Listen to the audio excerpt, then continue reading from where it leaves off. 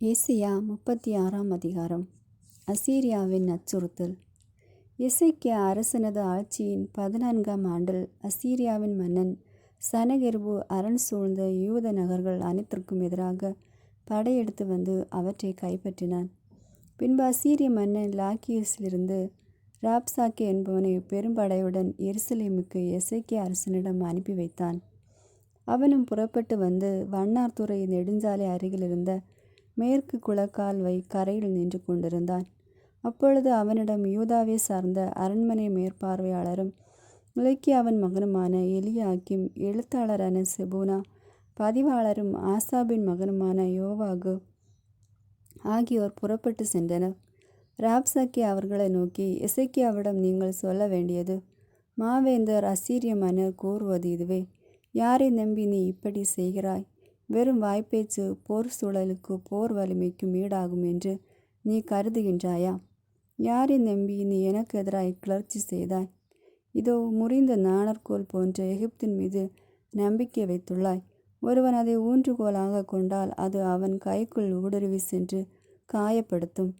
எகிப்து அரசன் பார்வோனும் தன்னை நம்பிய யாவருக்கும் இப்படியே இருப்பான்.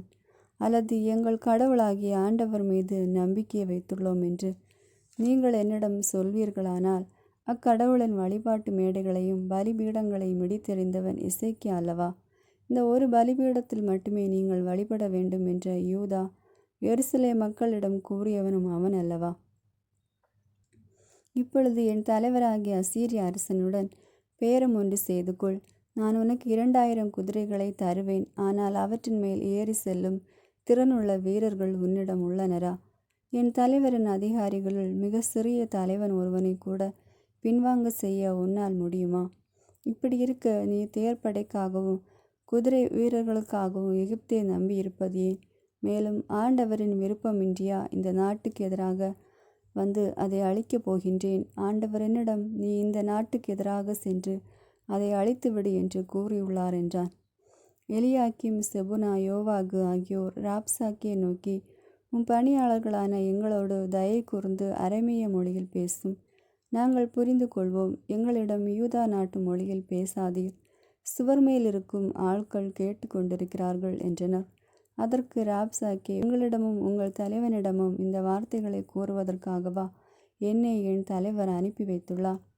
உங்களுடன் தங்கள் மலத்தை தின்று தங்கள் சிறுநீரை குடிக்கப் போகிறவர்களாகிய சுவர் மேல் அமர்ந்திருக்கின்ற இந்த ஆட்களிடம் அறிவிப்பதற்கன்றோ என்னை அனுப்பியுள்ளார் என்றார். பின்பு அவன் எழுந்து நின்று யூதா நாட்டு மொழியில் உரத்த குரலில் கத்தி, மாவேந்தர் அசீரிய மன்னரின் வார்த்தைகளை கேளுங்கள். அரசர் கூறுவது இதுவே: எசேக்கியா, உங்களை ஏமாற்ற விடாதீர்கள், ஏனெனில் அவனால் உங்களை விடுவிக்க இயலாது. ஆண்டவர் நம்மை விடுவிப்பது உறுதி. இந்நகர் அசீரிய மன்னன் கையில் ஒப்படைக்கப்படாது என்று சொல்லி ஆண்டவர் மேல் நம்பிக்கை கொள்ளுமாறு உங்களை அவன் தூண்டுவான். அதற்கு இடம் கொடாதீர்கள். எசேக்கியாவிற்கு செவி கொடுக்காதீர்கள். ஏனெனில்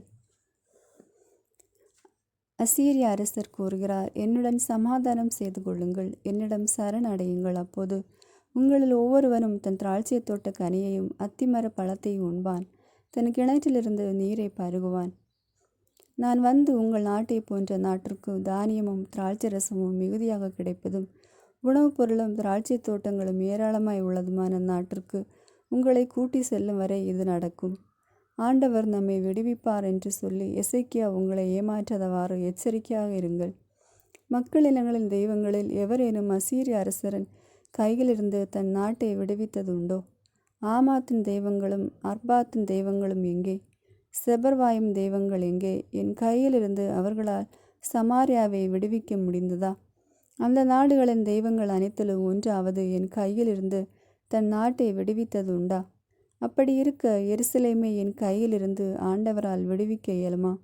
அவர்கள் அவனுக்கு ஒரு வார்த்தையும் மறுமொழியாக சொல்லாது மௌனமாயிருந்தார்கள். ஏனெனில் அவனுக்கு மறுமொழி ஒன்றும் சொல்லாதீர்கள் என்று அரசர் கட்டளையிட்டிருந்தார். அரண்மனை மேற்பார்வையாளரும் இலக்கியாவின் மகனுமான எலியாக்கிம், எழுத்தாளரான செபுனா, பதிவாளரும் ஆசாபின் மகனுமான யோவாகு ஆகியோர் ஆடைகளை கிழித்து கொண்டு எசேக்கியாவிடம் வந்து ராப்சாக்கே சொல்லியவற்றை அவரிடம் அறிவித்தனர். எசேயாவின் அறிவுரை அரசன் நாடல். 37ஆம் அதிகாரம். எசேக்கியேல் அரசர் அதை கேட்டவுடன் தம் ஆடைகளை கிழித்து கொண்டு சாக்கு உடையால் தம்மை மூடிக்கொண்டு ஆண்டவரின் இல்லம் சென்றார். அவர் அரண்மனையின் மேற்பார்வையாளர் எலியாக்கீமையும் எழுத்தர் செபுனாவையும் குருக்கள் முதியோரையும் சாக்கு உடை போர்த்தியவர்களாய் ஆமோன்சின் மகன் எசேயா இறைவாக்கினரிடம் அனுப்பி வைத்தார். அவர்கள் அவரிடம், எசேக்கியா கூறியது இதுவே: இந்த நாள் துன்பமும் கண்டனமும் இடிசூலும் நிறைந்த நாள். பிள்ளைகளை பெற்றெடுக்கும் நேரம் நெருங்கிவிட்டது. ஆனால் பெற்றெடுப்பதற்கு ஆற்றல் இல்லை. தன் தலைவனாகிய அசீரிய மன்னனால் அனுப்பப்பட்ட ராப்சாக்கே, உயிராற்றல் நிறை கடவுளை இழித்துரைத்த சொற்களை ஒருவேளை கடவுளாகிய ஆண்டவர் கேட்டிருக்கக்கூடும். கடவுளாகிய ஆண்டவர் அச்சொற்களை முன்னிட்டு அவர்களை கண்டித்தாலும் கண்டிப்பார். ஆதலால் இன்னும் உயிரோடு இருக்கும் எஞ்சியோருக்காக மன்றாட்டை எழுப்பியருளும் என்றார்கள். இவ்வாறு எசேக்கியா அரசனின் அலுவலர் எசேயாவிடம் வந்து கூறியபோது அவர் அவர்களிடம் கூறியது: நீங்கள் உங்கள் தலைவரிடம் சொல்ல வேண்டியது இதுவே: அசீரிய அரசனின் ஆட்கள் என்னை இழித்துரைத்த சொற்களை கேட்டு நீ அஞ்சாதே. இதோ, நான் ஓர் ஆவியை அவனிடம் அனுப்பி அவன் வதந்தி ஒன்றை கேட்குமாறு செய்வேன். அவனும் தன் நாட்டிற்கு திரும்பி செல்வான். அவன் நாட்டிலேயே அவனை வாளுக்கு இரையாக்குவேன் என்கிறார் ஆண்டவர். அசீரியனின் அச்சுறுத்தல். இதற்கிடையில் அசீரிய மன்னன் லாக்கிஸ் நகரை விட்டு புறப்பட்டு லிப்னாவுக்கு எதிராக போர் புரிந்து கொண்டிருந்ததை ராப்சாக்கே கேள்விப்பட்டான். எனவே அவனும் அங்கே சென்று அசீரிய மன்னனை கண்டான். எத்தியோப்பியா மன்னன் திர்காக்ரா உனக்கு எதிராக போர் தொடுக்க புறப்பட்டு வருகிறான் என்ற செய்தியை அசீரிய மன்னன் கேள்விப்பட்டு எசேக்கியாவிடம் தூதரை அனுப்பி யூதர் அரசர் எசேக்கியாவிற்கு அறிவித்தது: நீ நம்பிக்கை வைத்துள்ள உன் கடவுள் எருசலேம் அசீரியா மன்னன் கையில் ஒப்புவிக்க மாட்டாது என்று சொல்லி உன்னை ஏமாற்ற விடாதே. அசீரிய மன்னர்கள் தாங்கள் முற்றிலும் அழிக்க விரும்பும் நாடுகளுக்கு செய்த அனைத்தையும் பற்றி கேள்விப்பட்டிருப்பாய். நீ மட்டும் தப்பித்து கொள்ள முடியுமா? என் மூதாதையர் அழித்துவிட்ட கோசான், ஆரான், ராட்சேப்பு மக்களையும் தெலாசாரில் உள்ள ஏதேன் மக்களையும் அந்நாட்டு தெய்வங்களால் காப்பாற்ற முடிந்ததா? ஆமாத்தின் மன்னன் எங்கே? அர்பாத்தின் மன்னன் எங்கே? செவரையும் ஏனா இவ்வா ஆகியவற்றின் மன்னர்கள் எங்கே? எசேக்கியா தூதரிடமிருந்து மடலை வாங்கி படித்தார். அவர் ஆண்டவரின் இல்லம் சென்று ஆண்டவர் திருமுன் அதை விரித்து வைத்தார். எசேக்கியா ஆண்டவரிடம் மன்றாடினார்: இஸ்ரேலின் கடவுளாகிய படைகளின் ஆண்டவரே, கெருபுகள் மேல் வீற்றிருப்பவரே, உலகில் உள்ள அனைத்து அரசர்களுக்கும் நீர் ஒருவரே கடவுள். விண்ணுலகையும் மண்ணுலகையும் உருவாக்கியவர் நீரே. ஆண்டவரை செவிசாய்த்து கேளும். ஆண்டவரை கண் திறந்து பாரும்.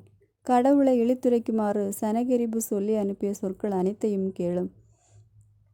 ஆண்டவரே, அசீரிய மன்னர்கள் அனைத்து நாடுகளையும் அவற்றின் நிலங்களையும் பாழடை செய்தது உண்மையே.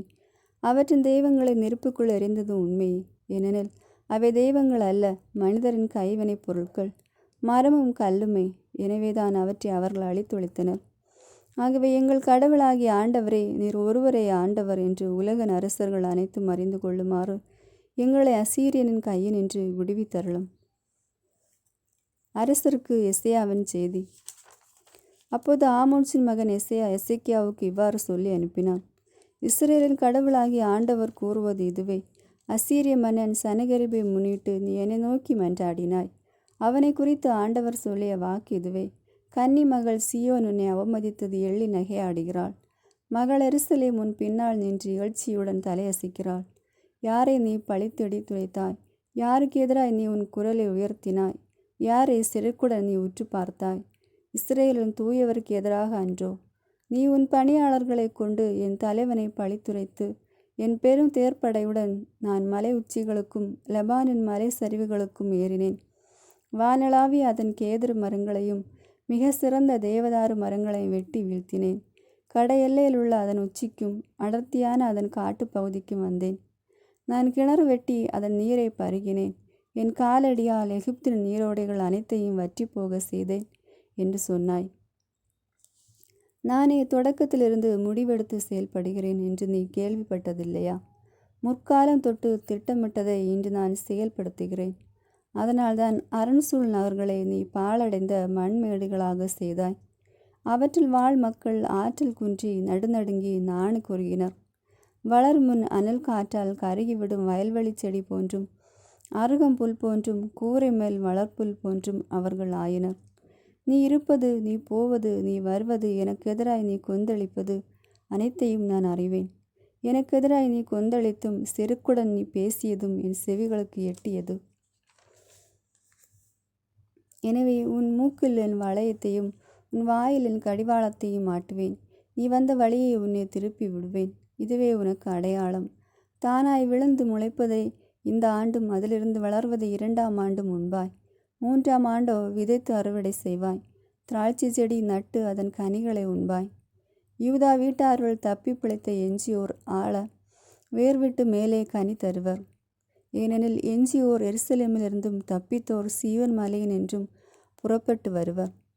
படைகளின் ஆண்டவரது பேரார்வமே இதை செய்து முடிக்கும்.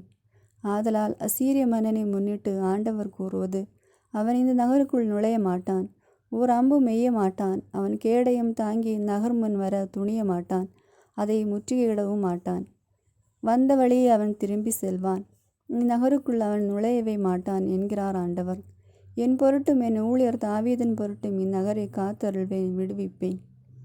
ஆண்டவரின் தூதர் புறப்பட்டு சென்று சீரின் பாரசாலையில் இருந்து 1,80,000 பேரை சாகடித்தார்.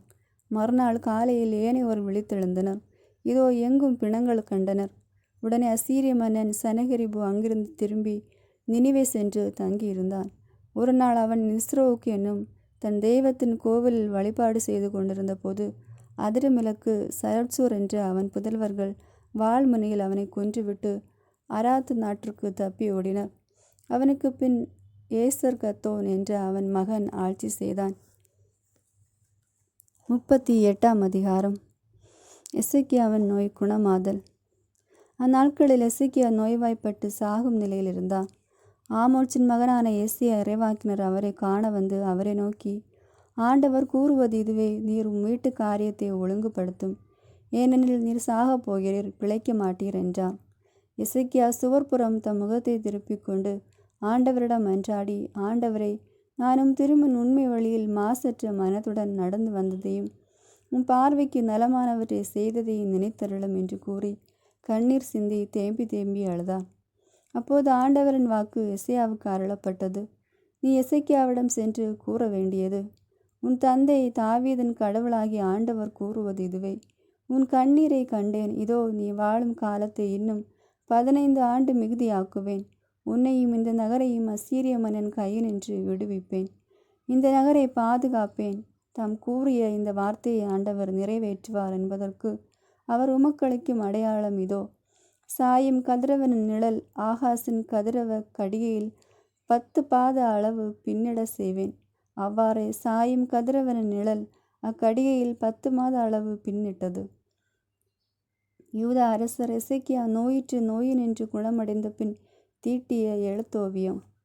என் வாழ்நாட்களின் நடுவில் இவ்வுலகை விட்டு செல்ல வேண்டுமே, நான் வாழக்கூடிய எஞ்சிய ஆண்டுகளை பாதாளத்தின் வாயில்களில் கழிக்க நேருமே என்றேன். வாழ்வோர் உலகின் ஆண்டவரை நான் காண இயலாதே, மண்ணுலகின் குடியிருப்போரில் எந்த மனிதரையும் என்னால் பார்க்க முடியாதே என்றேன். என் உறைவிடம் மேய்ப்பனின் கூடாரத்தை போல் பெயர்க்கப்பட்டு என்னை விட்டு அகற்றப்படுகிறது. நெசவாளன் பாவை சுருட்டுவது போல் என் வாழ்வை முடிக்கிறேன். தரையிலிருந்து அவர் என்னை அறுத்தறிகிறார். காலை தொடங்கி இரவுக்குள் எனக்கு முடிவு கட்டுவீர். துணை வேண்டி காலை வரை கதறினேன். சிங்கம் போல் அவர் என் எலும்புகள் அனைத்தையும் நொறுக்குகிறார். காலை தொடங்கி இரவுக்குள் நீர் எனக்கு முடிவு கட்டுவீர். சிட்டுக்குருவி போலும் நாரை போலும் கூக்குரலிடுகிறேன். மாடப்புறா போலும் விம்முகிறேன். மேல் நோக்கி பார்த்து என் கண்கள் சோர்வடைந்தன. என் தலைவரை நான் ஒடுக்கப் போகிறேன், எனக்கு துணையாயிரும். நான் அவரிடம் என்ன சொல்வேன், என்ன கூறுவேன்? ஏனெனில் அவரே இதை செய்தார். மனக்கசப்பால் உறக்கமே எனக்கு இல்லாமற் போயிற்று. என் தலைவரை, நான் உண்மையே நம்புகின்றேன். என் உயிர் உமக்காகவே வாழ்கின்றது. எனக்கு உடல் நலத்தை நல்கி நான் உயிர் பிழைக்க செய்வீர். இதோ என் கசப்பு மிகு அனுபவத்தை நலமாக மாற்றினீர். மனங்கனிந்து அழிவின் குழியிலிருந்து என் உயிரை காத்தீர். என் பாவங்கள் அனைத்தையும் முதுகுக்கு பின்னால் எறிந்து விட்டீர். பாதாளம் உம்மை போற்றி பாடாது, சாவு உம்மை புகழ்ந்து ஏத்தாது. பாதாள குழிக்குள் இறங்குவோர் நம்பிக்கைக்குரிய உம்மை நம்பி இருப்பதில்லை. நான் இன்று உம்மை புகழ்வது போல் வாழ்வோரே வாழ்வோர் மட்டுமே உம்மை போற்றி பாடுவர். தந்தையார் தம் பிள்ளைகளுக்கு உமது வாக்கு பெறலாமை குறித்து போதிப்பர். ஆண்டவர் எனக்கு நலமளிக்க மனம் கொண்டார். ஆண்டவரின் இல்லத்தில் என் புகழ்பாக்களை வாழ்நாளெல்லாம் இசைக்கருவி மீட்டி பாடுவோம். எசேக்கியா நலமடைய ஓர் அத்திப்பழ அடையை கொண்டு வந்த பிளவையின் மேல் வைத்து கட்டுங்கள் என்று எசேயா பதில் கூறியிருந்தார். ஏனெனில் ஆண்டவரின் இல்லத்திற்கு என்னால் போக முடியும் என்பதற்கு எனக்கு அடையாளம் யாது என்று எசேக்கியா அரசர் கேட்டிருந்தார். 39ஆம் அதிகாரம். பாபிலோனின் தூதர். அக்காலத்தில் பாபிலோன் மன்னன் பாலதானின் மகன் மெரோதாக்கு பாலாதான் எசேக்கியா நோய்வாய்ப்பட்டதையும் அவன் குணமடைந்ததையும் கேள்வியுற்று அவரிடம் மடலையும் அன்பளிப்பை அனுப்பி வைத்தான். இது பற்றி மகிழ்ந்த எசேக்கியா தூதருக்கு தம் கருவூல அறை, நறுமணப் பொருட்கள், பரிமள தைலம், பொன் வெள்ளி ஆகியவற்றையும், தம் படைக்கலில் இருந்த அறை முழுவதையும், தம் கிடங்குகளில் சேமித்து வைக்கப்பட்ட அனைத்தையும் காண்பித்தார். எசேக்கியா தம் அரண்மனையிலே தம் ஆட்சியுள்ள அவர்களுக்கு காட்டாத பொருள் எதுவும் இல்லை. அப்போது எசேயா இறைவாக்கினர் எசேக்கியா அரசரிடம் வந்து, அந்த ஆட்கள் என்ன சொன்னார்கள்? எங்கிருந்து உம்மிடம் வந்தார்கள் என்று வினவ, அவர்கள் தொலை நாடான பாபிலோனிலிருந்து என்னிடம் வந்தார்கள் என்றார். அரண்மனையில் என்ன பார்த்தார்கள் என்று அவர் வினவ, என் அரண்மனையில் உள்ள அனைத்தையும் பார்த்தார்கள். நான் அவர்களுக்கு காட்டாத பொருள் எதுவுமே என் சேமிப்பு கிடங்கில் இல்லை என்றார் எசேக்கியா. அப்போது எசேக்கியாவிடம், படைகளின் ஆண்டவர் வாக்கி கேளும். இதோ நாட்கள் வருகின்றன, அப்போது அரண்மனையில் இருப்பவையும் இந்நாள் வரை மூதாதையர் சேமித்து வைத்திருப்பவையும் பாபிலோனுக்கு கொண்டு போகப்படும், எதுவும் விடப்படாது என்கிறார் ஆண்டவர். உமக்கு பிறக்கும் புதல்வர் சிலர் கைது செய்யப்படுவர். பாபிலோன் மன்னர் அரண்மனையில் அவர்கள் அன்னகராயிருப்பார் என்றார். தம் ஆட்சி காலத்தில் அமைதியும் பாதுகாப்பு இருக்கும் என்றுணர்ந்த எசேக்கியா ஏசாயாவை நோக்கி, நீர் கூறிய ஆண்டவரின் வாக்கு நல்லதே என்றார். 40ஆம் அதிகாரம். நம்பிக்கை தரும் நல்வாழ்க்கு. ஆறுதல் கூறுங்கள், என் மக்களுக்கு கனிமொழி கூறுங்கள் என்கிறார் உங்கள் கடவுள். எருசலேமிடம் இனிமையாக பேசி உரத்த குரலில் அவளுக்கு சொல்லுங்கள். அவள் போராட்டம் நின்றுவிட்டது, அவள் குற்றம் மன்னிக்கப்பட்டது. அவள் தன் பாவங்கள் அனைத்திற்காகவும் ஆண்டவர் கையில் இருமடங்கு தண்டனை பெற்றுவிட்டாள். குரலொலி ஒன்று முழங்குகின்றது, பாலை நிலத்தின் ஆண்டவருக்காக வழியை ஆயத்தமாக்குங்கள். பால் நிலத்தில் தம் கடவுளுக்காக நெடுஞ்சாலை ஒன்றை சீராக்குங்கள். பள்ளத்தாக்கு எல்லாம் நிரப்பப்படும், மலை குன்று யாவும் தாழ்த்தப்படும், கோணலானது நேராக்கப்படும், கரடு முரடானவை சமதளமாக்கப்படும். ஆழ்ந்தவரின் மாட்சி வெளிப்படுத்தப்படும். மானிடர் அனைவரும் ஒருங்கே இதை காண்பர். ஆண்டவர் தாமே இதை மொழிந்தார். உரக்க கூறு என்றது ஒரு குரல். எதை நான் உரக்க கூற வேண்டும் என்றேன். மானிடர் அனைவரும் புல்லே ஆவர். அவர்களின் மேன்மை வயல்வெளி பூவை. ஆண்டவரின் ஆவி இறங்கி வரவே புல் உலர்ந்து போம், பூ வதங்கி விழும். உண்மையில் மானிடர் புல்லே ஆவர். புல் உலர்ந்து போம், பூ வதங்கி விழும். நம் ஆண்டவரின் வார்த்தையோ என்றென்றும் நிலைத்திருக்கும். சியோனே, நற்செய்தி தருபவளே, உயர்மலை மேல் நின்று கொள். எருசலேமே, நற்செய்தி உரைப்பவளே, உன் குரலை எழுப்பு, அஞ்சாதே. இதோ உன் கடவுள் என்றும் யூத நகர்களிடம் முழங்கு. இதோ என் தலைவராகிய ஆண்டவர் ஆற்றலுடன் வருகின்றார். அவர் ஆற்றலோடு ஆட்சி புரிய இருக்கின்றார். அவர் தம் வெற்றி பரிசை தம்முடன் எடுத்து வருகின்றார். அவர் வென்றவே அவர் முன் செல்கின்றன.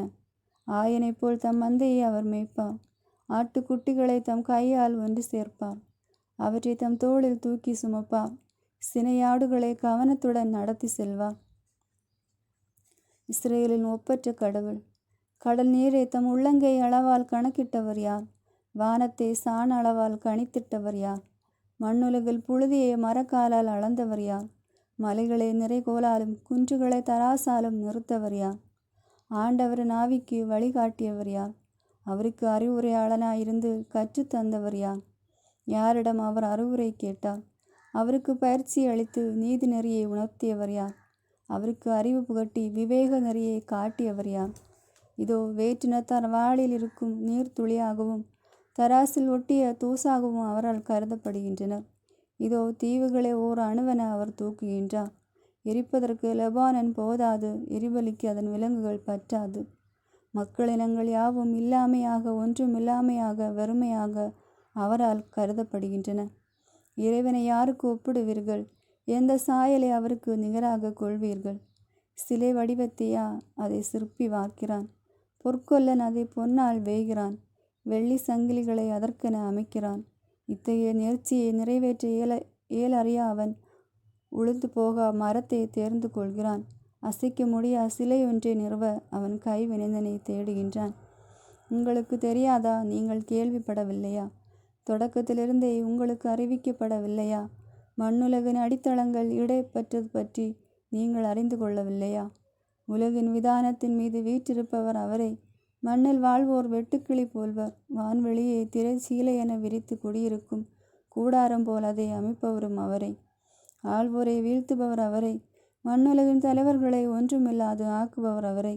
அவர்கள் நடப்படுகிறார்கள், விதைக்கப்படுகிறார்கள். ஆனால் அவர்களின் தண்டு நிலத்தில் வேர்விடுவதற்குள் அவர்கள் மேல் அவர் ஊத அவர்கள் வாடி வதங்குகின்றனர். சூறைக்காற்று அவர்களை துரும்பென அடித்து செல்கிறது. யாருக்கு என்னை ஒப்பிடுவீர்கள்? எனக்கு நிகரானவர் யார் என்கிறார் தூயவர். உங்கள் கண்களை உயர்த்தி மேலே பாருங்கள். அவற்றை படைத்தவர் யார்? வான்படையை எண்ணிக்கை வாரியாய் வெளிக்கொணர்ந்து ஒவ்வொன்றையும் பெயர் சொல்லி அழைப்பவர் அன்றோ? அவர் ஆற்றல் மிக்கவராயும் வலிமை வாய்ந்தவராயும் இருப்பதால் அவற்றில் ஒன்றேனும் குறைவதில்லை. என் வழி ஆண்டவருக்கு மறைவாய் உள்ளது, என் நீதி என் கடவுளுக்கு புலப்படவில்லை என்று யாக்கோபே நீ சொல்வது ஏன்? இஸ்ரேலே நீ கூறுவது ஏன்? உனக்கு தெரியாதா? நீ கேட்டதில்லையா? ஆண்டவரே என்றுமுள்ள கடவுள், அவரே விண்ணுலகின் எல்லைகளை படைத்தவர். அவர் சோர்ந்து போகார், களைப்படையார். அவரது அறிவை ஆய்ந்தறிய இயலாது. அவர் சோர்வுற்றவருக்கு வலிமை அளிக்கின்றார். வலிமை பிறந்தவரிடம் ஊக்கம் பெருக செய்கின்றார். இளைஞர் சோர்வுற்று களைப்படைவார், வாலிபர் நிலை தடுமாறி வீழ்வர். ஆண்டவர் மேல் நம்பிக்கை வைத்திருப்பவர்களோ புதிய ஆற்றல் பெறுவர். கழுகுகள் போல் இறக்கை விரித்து உயர செல்வர். அவர்கள் ஓடுவர், களைப்படையார். நடந்து செல்வர், சோர்வடையார். ஆமென். God bless you.